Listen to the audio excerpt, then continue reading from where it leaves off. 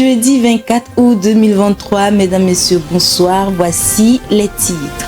Madagascar veut retrouver son couvert végétal à travers une campagne de reboisement et de sensibilisation. En effet, le pays fait face à une importante déforestation depuis quelques années.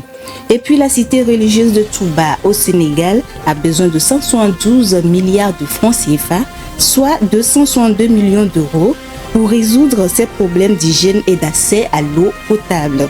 Cette ville souffre d'une grave pénurie d'eau alors qu'elle abrite chaque année le grand pèlerinage Magal.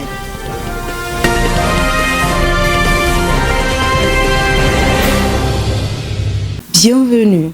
Les forêts de Madagascar subissent une importante déforestation depuis des années. Cette déforestation abusive est due au manque de moyens de subsistance de la population, la rareté des pluies, la sécheresse et la famine.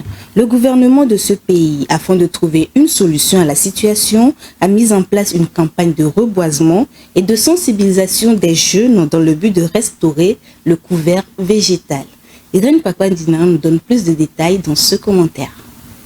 Le Madagascar a perdu en 60 ans près de 40% de ses forêts naturelles. Ceci à cause de la déforestation massive et de la coupe d'arbres abusive des réfugiés qui ont fui les régions touchées par la famine pour se retrouver dans la zone forestière du sud. C'est le cas de l'aire protégée de Titangambarika située dans le sud du pays. Cette déforestation, qui a un impact direct sur l'environnement, engendre plusieurs conséquences. Les pluies sont rares et la sécheresse frappe de plein fouet le sud de l'île, entraînant une famine sans pareil. Cette déforestation est justifiée dans la région par le manque de moyens de subsistance chez les populations. On coupe du bois pour se réchauffer, pour vendre ou pour en faire du charbon de bois qui est commercialisé dans le but d'avoir une source de revenus. Augustin Lambeau, un agriculteur, est une victime de la déforestation. Il a perdu sa rizière à cause de la sécheresse et a décidé de se joindre aux habitants du village pour se faire former et adhérer au processus de reboisement de l'aire. Il est certain que si la forêt revient, la pluie sera de retour et il pourra ainsi retourner à l'agriculture. Alors cette aire protégée de Titangambarika, c'est à peu près 59 000 hectares d'aire protégée. Et dedans, il y a une partie qui a été dégradée. On est à environ 2000 hectares à restaurer sur les années à venir. Il fallait absolument trouver des activités économiques durables pour ces populations-là. Donc création de chaînes de valeur, comme par exemple, on a développé sur ce site différentes formations pour les accompagner à devenir des entrepreneurs, apiculteurs dans la forgerie. Et il y a aussi une expérience qui est en train de se faire, c'est la mise en place d'une filière de vanille zéro déforestation et biologique. Aujourd'hui, le Madagascar subit les conséquences de cette déforestation à travers l'érosion des sols, la perte de sa biodiversité et la sécheresse qui entraîne la famine. Le gouvernement a prévu mettre en place une campagne de reboisement avec comme objectif 40 000 hectares par an en plantant 40 millions de jeunes pousses grâce à la mobilisation de la population. Une mobilisation qui passe par la formation et la sensibilisation des jeunes pour une plus grande implication.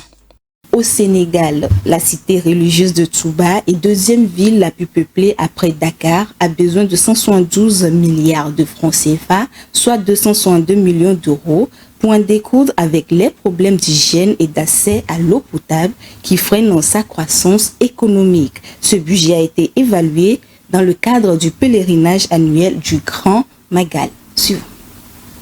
Du nouveau sur la mise en œuvre du 6e objectif de développement durable ODD 6 à Touba.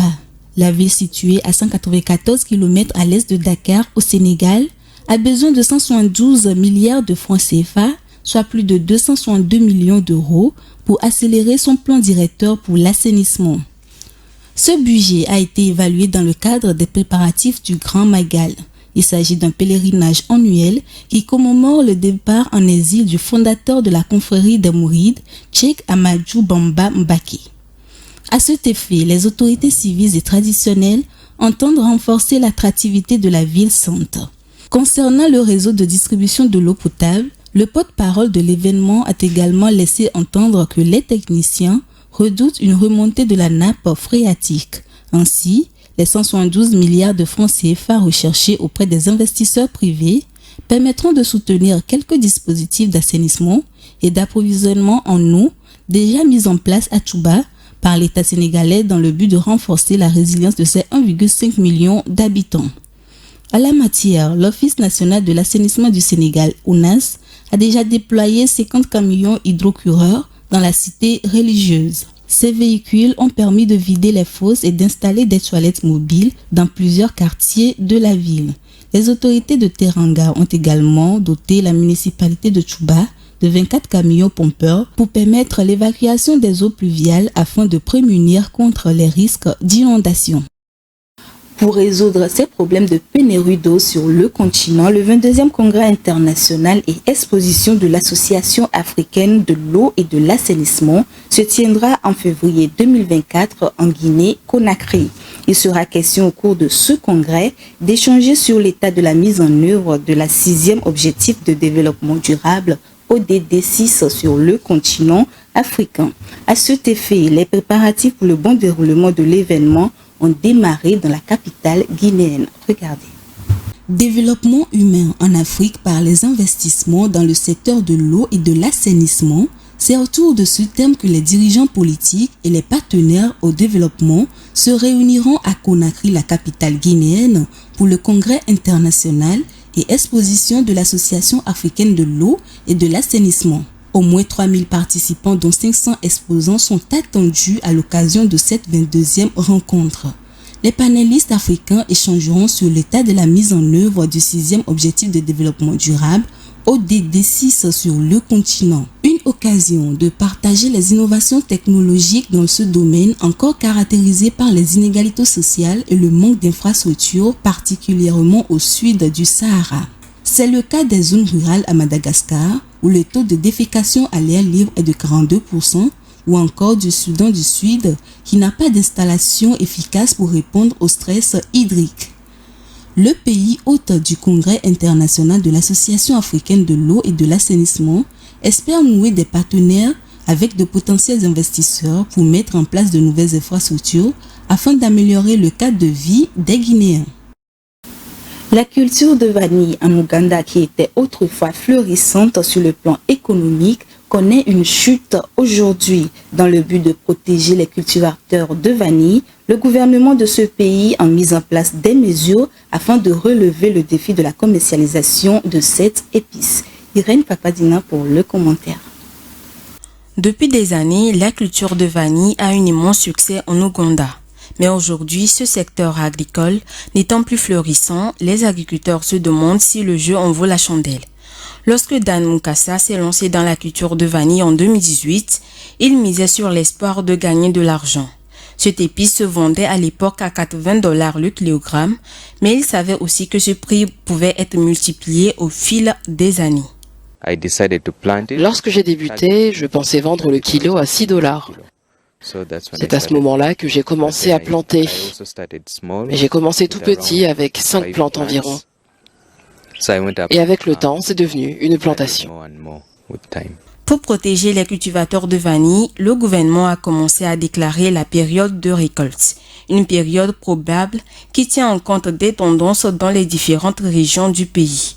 Les gousses de vanille mûrissent dans l'ouest du pays et la période officielle de récolte a débuté le 17 juillet.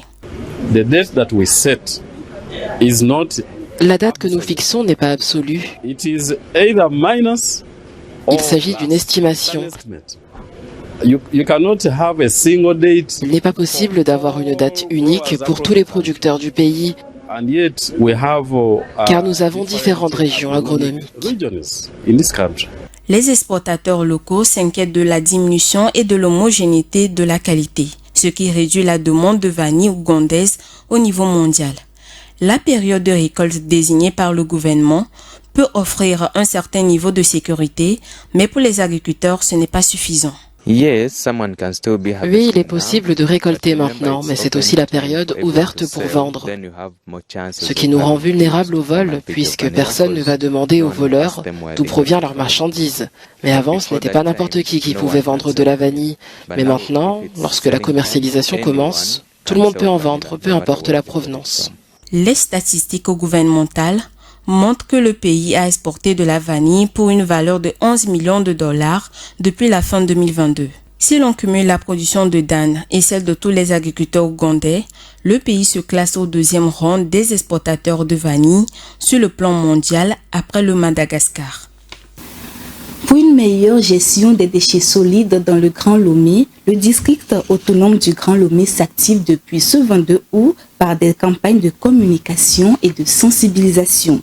L'initiative s'inscrit dans le cadre du projet Environnement urbain de Lomé, dans sa composante 1, Amélioration des déchets. La campagne vise, entre autres, à mettre en lumière les actions du district autonome du Grand Lomé dans le secteur de la gestion des déchets solides urbains dans le Grand Lomé et ses environs. Il est aussi question d'amener les acteurs locaux à adopter les comportements respectueux envers l'environnement. En Suisse, les loups font réapparition ces dernières décennies après leur extermination depuis plus d'un siècle. Le retour de ces prédateurs fait multiplier les attaques des troupeaux, portant préjudice aux éleveurs. Une ONG en charge de la protection de ces Alpes mise sur la cohabitation de ces animaux afin de les maintenir en vie. Le point avec Rafietou Bereko. Anéantis depuis plus d'un siècle, les loups ont fait leur réapparition ces dernières décennies en Suisse comme dans plusieurs autres pays européens.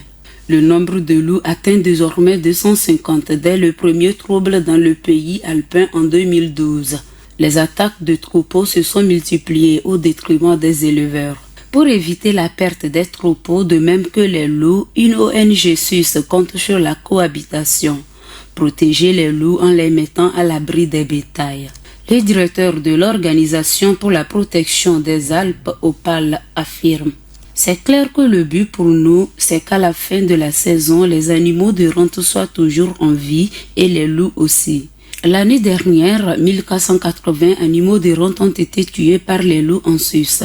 Et pour soulager les éleveurs, les autorités suisses ont autorisé l'abattage de 24 loups en 2022 et ont dénoué les règles de chasse de cette espèce protégée. Mais l'association professionnelle des agriculteurs ne veut plus. Dans un communiqué, l'Union suisse des paysans USP affirme: à eux seuls, les garde-fous ne suffisent pas à réparer le contrôle sur le développement exponentiel des populations des loups pour les ramener à des densités adaptées à une coexistence supportable.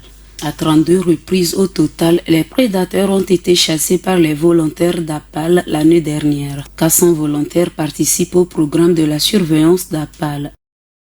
La région des Grands Lacs au nord du continent américain connaît une omniprésence des microplastiques dans ses eaux territoriales. D'après une étude conjointement menée par les chercheurs canadiens et américains, il ressort que 90% des échantillons d'eau puisés ces dernières décennies contiennent un niveau de microplastique inquiétant pour la faune aquatique. Les gouvernements du Canada et des États-Unis sont invités à des actions concrètes pour solutionner le problème.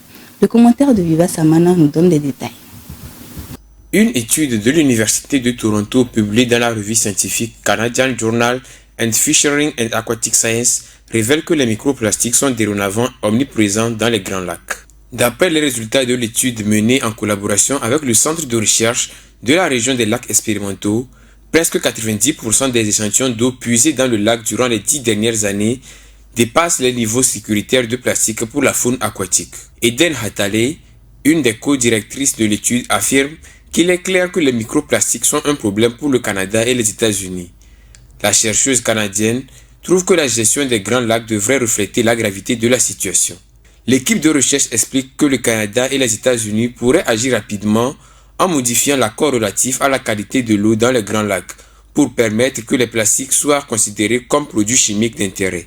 La directrice de l'étude, la Canadienne Chelsea Rochman, croit qu'il est important d'établir une stratégie de surveillance et de s'en servir pour empêcher les plastiques de se retrouver dans les lacs. Elle espère aussi que les mesures soient prises par les industries et les municipalités pour indiquer cette présence des microplastiques dans les Grands Lacs.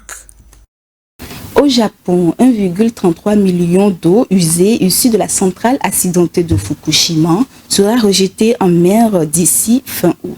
Le projet a obtenu un feu vert de l'Agence internationale de l'énergie atomique après plusieurs études et rapports techniques. Le gouvernement assure que cette eau est sans risque sur la santé. Néanmoins, ce projet suscite des inquiétudes pour les pêcheurs japonais et les pays voisins. Rafietou Mberekou nous fait le point. Le gouvernement japonais prévoit de rejeter 1,33 million d'eau issue de la centrale accidentée de Fukushima en mer d'ici fin août. Le projet est porté par la compagnie d'électricité de Tokyo. Repoussé depuis 2018, ce projet a finalement obtenu l'autorisation de l'Agence internationale de l'énergie atomique en juillet dernier, après 2 ans d'enquête, 5 missions sur le terrain et 6 rapports techniques. L'organisation avait conclu que ces rejets d'eau en mer étaient conformes aux normes de sûreté de l'agence et qu'ils n'auraient qu'un impact négligeable sur la population et l'environnement, en ouvrant ainsi officiellement la voie à la réalisation du projet. Malgré cette autorisation de l'Agence internationale de l'énergie atomique, cette mesure suscite des vives inquiétudes des pêcheurs japonais ainsi que les pays voisins de l'archipel nippon. TEPCO envisage un rejet dans l'océan de 500 000 litres par jour minimum avec une dilution pour réduire le niveau de radioactivité de l'eau tritiée. Mais avant de rejeter l'eau à la mer, il est important de parvenir à la débarrasser de ces substances radioactives. Pour ce faire, l'opération TEPCO a mis en place un puissant système de filtration appelé ALPS, Advanced Liquid Processing System. Ce système permet d'éliminer une large partie de ces composés radioactifs qui ne subsistent qu'à l'état de trace. Toutes les substances radioactives sont éliminées sauf le tritium. Selon Christophe Gariel, directeur général adjoint en charge de l'environnement et de la santé à l'Institut de radioprotection et de sûreté nucléaire, cette substance est produite systématiquement par les réacteurs et rejetée par les centrales du monde entier. Elle est considérée comme inoffensive et est souvent portée du doigt dans l'augmentation des risques de cancer. Les organisations environnementales ont cependant critiqué le plan japonais. Greenpeace accuse le gouvernement nippon de minimiser les faits de radiation. Ces rejets de l'eau auront un impact négatif fatal sur les vies humaines, la sécurité et l'environnement écologique, a déclaré le régime nord-coréen. L'opération va durer des décennies. Ainsi prend fin ce journal. Merci de l'avoir suivi très fidèlement sur votre chaîne environnementale Green TV International.